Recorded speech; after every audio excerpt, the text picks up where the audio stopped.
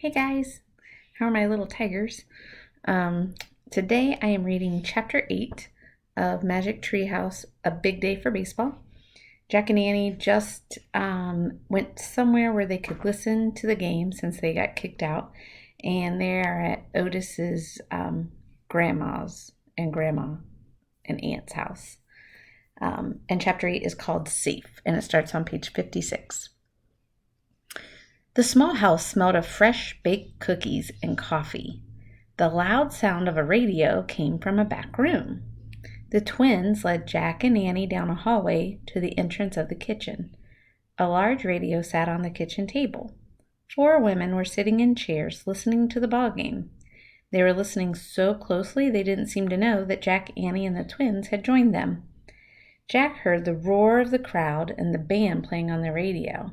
He heard the announcer say, "Fifth inning. The score, Brooklyn Dodgers 1, Boston Braves 1. Number 42 steps to the plate." "Come on, Jackie, we're with you," one of the women yelled. "Give us a homer, son," said another. Jack heard the sound of a loud crack. "Number 42 hits the ball," the radio announcer shouted. "Cullert catches the fly. Out. Throws to second base. Out." "No!" the women shouted.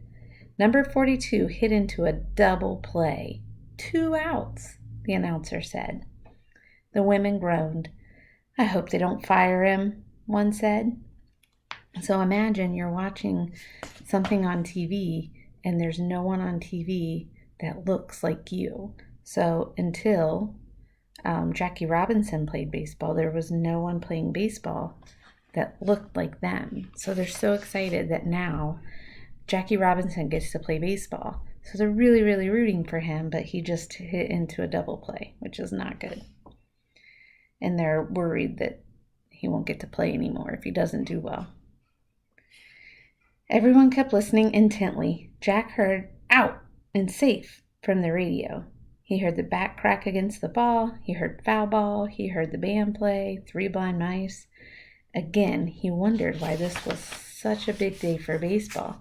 Nothing important had happened during the whole game, but the women in the kitchen seemed to hang onto the announcer's every word.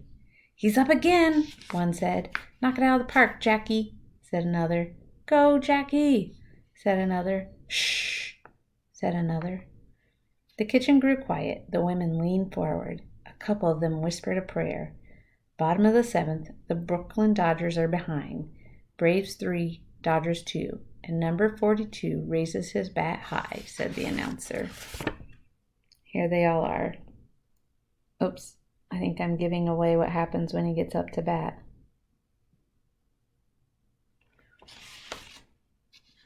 "We're with you, son," one woman said. Jack heard the bat crack against the ball. "Robinson bunts. The ball rolls up the first base line," the announcer said. "Stanky to third," the crowd roared. "And 42 to second base," the announcer said. "Riser up to bat." "Bring our boy home," one of the women cried. Crack. So he didn't hit the ball, he bunted, which basically means you just put your bat up horizontally and let the pitch bounce off of it. I know it's way harder than that, but "Riser hits the ball," the announcer said. "Stinky scores. Here comes 42. He rounds third base. He's headed for home." "Yes, yes," the women in the room shouted. "Go, Jackie, go," one said, clapping her hands. "Safe," the announcer yelled. The women in the kitchen echoed. A couple of them burst into tears. Jack turned to Annie. He was so confused. "What's the big deal?" he whispered. "Jackie Robinson, number 42, scores," the announcer said. "Jackie Robinson," whispered Annie. "Oh, man," said Jack. "Of course." Finally, he understood. Jackie Robinson was the first black player allowed to play with white players in Major League Baseball.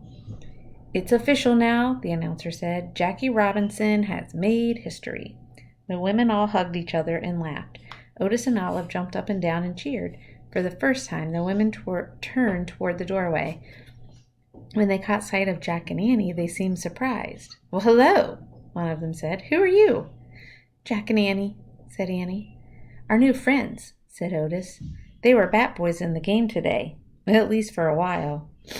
Until the magic wore off, said Olive.